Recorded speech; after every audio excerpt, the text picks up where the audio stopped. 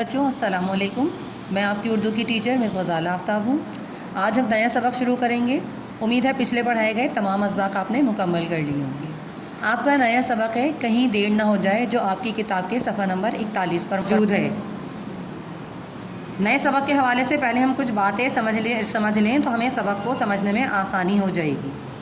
سب سے پہلے یہ بتا دوں کہ یہ سبق جو ہے یہ زمین کی آبیتی ہے جو انسانوں سے اپنے اوپر ہونے والے ظلم کا گلہ کر رہی ہے. اب آپ لوگ پہلے یہ جان لیں کہ ماحول کیا ہے اور یہ کیسے آلودہ ہو رہا ہے.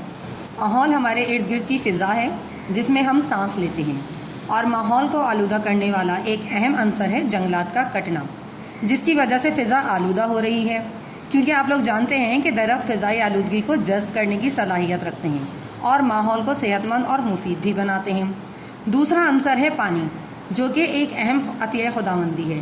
لیکن جب کارخانوں کا آلودہ پانی سمندروں دریاؤں میں پہنچتا ہے تو یہ آبی مخلوق یعنی سمندر میں جو رہنے والی مخلوقات ہیں، مثلا مچھلیاں ہیں، مگرمچھ ہیں اور کچھوے ہیں، ان کے لیے یہ زہر قاتل ثابت ہوتا ہے. اور جب یہ پانی زمین میں جذب ہوتا ہے تو زیر زمین پانی کو بھی آلودہ کر دیتا ہے. زیر زمین پانی بیٹا وہ پانی ہوتا ہے جو ہم بورنگ کے ذریعے کھینچتے ہیں نا پانی زیر زمین، اسے کہا جا رہا ہے کہ وہ بھی آلودہ ہو جاتا ہے. اب ذرا غور کریں کہ یہ سب کس کے لیے نقصان دہ ہیں. ظاہر ہے ہم انسانوں کے لیے. حالانکہ ہمارے نبی کریم صلی اللہ علیہ وآلہ وسلم نے نہ صرف صفائی کو نصف ایمان قرار دیا بلکہ درختوں کی اہمیت واضح کی، پانی کے ذرائع کو صاف ستھرا رکھنے پر زور دیا. اگر ہم ان کے احکامات پر عمل کریں تو اپنے ماحول کو بہتر بنا سکتے ہیں. چلیے آئیے اب ہم اپنا سبق شروع کرتے ہیں.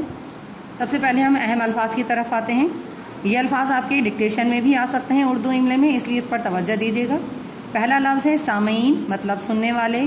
مدعو، جنہیں دعوت دے کر بلایا جائے.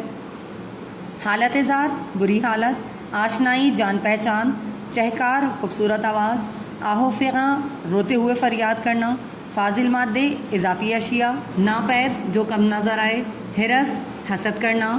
مضر، نقصان دہ. تکودو، کوشش کرنا. سنگ دل، پتھر دل، یا کہنا چاہیے کہ ظالم میں بھی شمار ہو جاتا ہے ان کا. اب سبق کی طرف ہم آتے ہیں. السلام علیکم. میں ہوں آپ کا میزبان ایلون، اور میں ملکی وے کہکشاں سے پیش کیے جانے والے اپنے پروگرام اسکائی لینڈ میں اپنے چاہنے والوں کو خوش آمدید کہتا ہوں. پیارے ناظرین و سامعین، آج اس پروگرام میں ایک ایسی مشہور و معروف شخصیت کو مدعو کیا گیا ہے جو کبھی ایک نہایت حسین سیارہ تھیں. آئیے آج ہم ان سے ملاقات کرتے ہیں اور ان کی کہانی انہی کی زبانی سنتے ہیں. میزبان: السلام علیکم زمین جی، میں اپنے پروگرام میں آپ کو خوش آمدید کہتا ہوں. کیا حال ہیں آپ کی؟ زمین: ارے کیا پوچھتے ہو، میں تو اب حال سے بے حال ہوں، اور خوش آمدید کیسا، خوشی نام کے لفظ کا تو اب میری زندگی میں کوئی وجود ہی نہیں رہا. میزبان: جی آپ کی حالت زار دیکھ کر واقعی بہت افسوس ہو رہا ہے. زمین دکھ سے: کیا کہہ سکتے ہیں، وقت کی بات ہے. میزبان: مگر آپ ان حالات تک پہنچی کیسے؟ اس میں کون کون سے عوامل کار فرما تھے؟ ہم سب جاننے کے لیے متجسس ہیں. آج ذرا ہمیں اپنی داستان درد و الم تو سنائیں. اگلے پیج پر آتے ہیں. زمین سرد آ بھرتے ہوئے: کیسی داستان، میرا صاف ستھرا وجود تو اب جیسے کوئی بھولی بسری یاد بن کر رہ گیا ہے. خیر، میں آج اپنی کہانی ضرور سناؤں گی تاکہ دوسرے سیاروں کے باسی اور وہ سب کچھ نہ کریں جو میرے پیاروں نے میرے ساتھ کیا. شاید اس طرح میرے دل کا بوجھ بھی کچھ ہلکا ہو جائے. میزبان: جی ضرور. زمین ماضی کی حسین یادوں میں کھوتے ہوئے: میری حالت کبھی ایسی نہ تھی جیسی کہ اس وقت نظر آ رہی ہے. میں اربوں سال پہلے وجود میں آئی. میرے اوپر زندگی رقصاں تھی. ہر طرف جنگلات تھے جو انواع و اقسام کے چرندوں اور پرندوں کی آماجگاہ تھے. جدھر دیکھو سبزہ اور ہریالی نظر آتی تھی. گرد و غبار کے نام سے کوئی آشنائی نہ تھی. دریاؤں اور سمندروں کا پانی صاف اور شفاف تھا جو آبی حیات کا بہترین مسکن تھا. ہر طرف زندگی کی چہکار سنائی دیتی تھی. یہ کہہ کر زمین چپ ہو گئی. میزبان بے چینی سے: پھر کیا ہوا؟ زمین: ہونا کیا تھا، انسان سے شاید یہ سب کچھ ہضم نہ ہوا اور اس نے جیسے میرا حلیہ بگاڑنے کا عہد کر لیا. اس نے دھڑا دھڑ جنگلات کو کاٹنا شروع کر دیا. میں بہت روئی، چیخی، چلائی اور انسان کی منتیں کی. مگر انسان تو جیسے بہرا ہو گیا تھا. اس نے میری آہو فغاں پر کان نہ دھرا. میری فریاد کا اس پر کوئی اثر ہی نہ ہوا. یوں رفتہ رفتہ میں سبزے سے محروم ہوتی چلی گئی. درختوں کی کمی کی وجہ سے فضا آلودہ ہو گئی اور بارشیں نہ ہونے کے برابر رہ گئیں، جس کے باعث صحت مند ماحول ایک خواب بن کر رہ گیا. میزبان: کیا آپ اپنی تباہی کی وجہ صرف جنگلات کے کٹاؤ کو ٹھہراتی ہیں؟ زمین: ارے حضرت کہاں، میری تباہی میں بڑا ہاتھ تو اس موئی سائنسی ایجادات کا بھی ہے. کہا جاتا تھا یہ ترقی کا دور ہے، روز روز نت نئی ایجادات ہو رہی ہیں. انسان جنگلوں سے نکل کر شہر آباد کر رہا ہے، پتھر کے زمانے سے نکل کر ایٹمی دور میں داخل ہو گیا ہے. مگر میں پوچھتی ہوں کہ یہ کیسی ترقی ہے جس نے میرا وجود خطرے میں ڈال دیا؟ سائنسی ترقی اور تیزی سے بڑھتی ہوئی آبادی کے پیش نظر انسان فیکٹریوں اور کارخانوں کا جال بچھاتا چلا گیا. اس نے ان کے خطرناک فاضل مادے نہروں اور دریاؤں میں بہانے شروع کر دیے، جو آبی حیات کے لیے موت کا پروانہ ثابت ہوئے. مگر افسوس، انسان کے کانوں پر جوں تک نہ رینگی. صرف یہی نہیں، ان دریاؤں اور نہروں کا آلودہ پانی پینے سے جانور اور مویشی بیمار ہونے لگے. اس پانی کا استعمال کاشتکاری کے لیے ہوا تو یہ نہ صرف خود انسانوں کے لیے مضر صحت ثابت ہوا بلکہ دیگر جاندار کے لیے بھی تباہی کا باعث بنا. انسان نے فصلوں کی پیداوار بڑھانے کے لیے مختلف زہریلی ادویات کا استعمال شروع کر دیا. ان سب کا میرے وجود پر بہت برا اثر پڑا، لیکن انسان کو اس سے کوئی غرض نہ تھی. اسے تو بس اپنے کارخانے رواں دواں رکھنے تھے.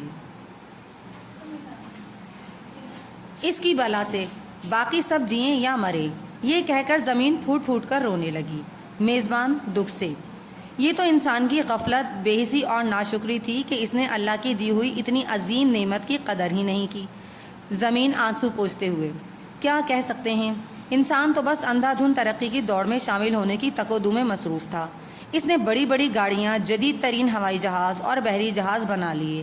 انسان کا سفر تو آسان اور تیز رفتار ہو گیا، مگر اس نے کبھی ان گاڑیوں کے دھوئیں کی جانب توجہ دینے کی زحمت ہی نہ کی، جس کی وجہ سے میرا حسن مان پڑنے لگا تھا. دھوئیں کی ان کثافتوں کی وجہ سے دھیرے دھیرے میرے لیے سانس لینا تک دشوار ہو گیا تھا.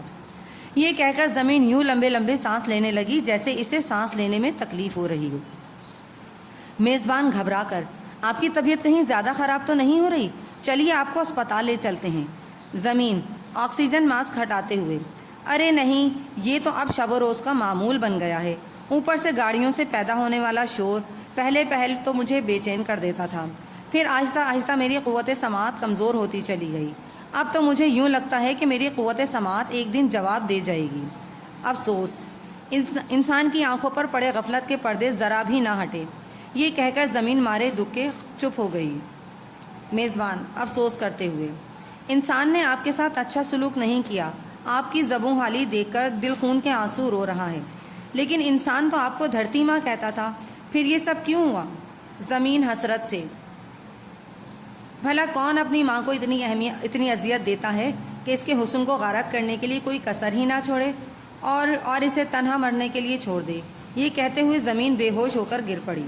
میزبان زمین کو اسٹریچر پر اسپتال جاتے ہوئے دیکھ کر: معزز ناظرین، زمین کی حالت نہایت تشویشناک ہو جانے کے باعث میں یہیں اپنے پروگرام کا اختتام کرتا ہوں.